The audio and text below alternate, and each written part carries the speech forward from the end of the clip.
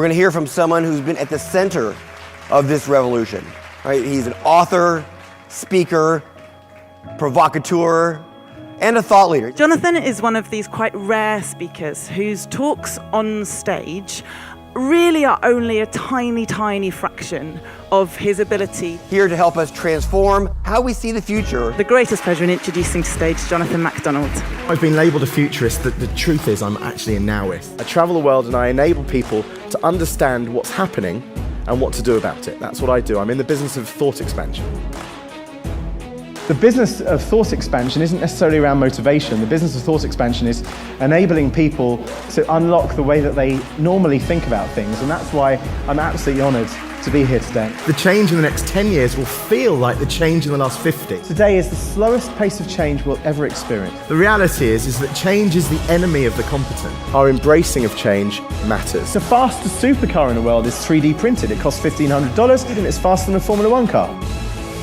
Good thing is that success isn't size dependent.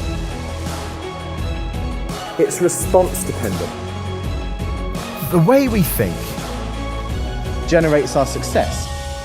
In the same way as eating fast food, bad in, bad out, in terms of thinking and destiny, bad in, bad out. our ability to innovate is directly proportional to our ability to elevate.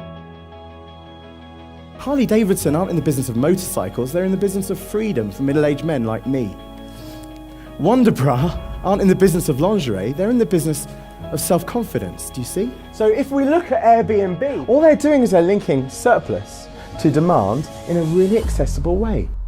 I played a modest hand with launching eBay, the strategy for Amazon's launch. I've been helping L'Oreal. I do a lot of stuff with Elon at the moment. The reality is, these are elevated people. They are not thinking that they're just creating cars. They're doing things that are a lot bigger.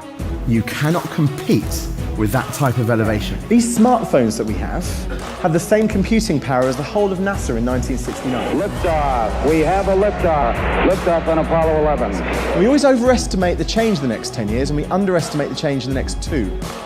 Nothing I've said is futuristic. I'm a nowist. Why is it that all of the innovations that destroy markets don't come from the people in the markets with the skill sets to do so?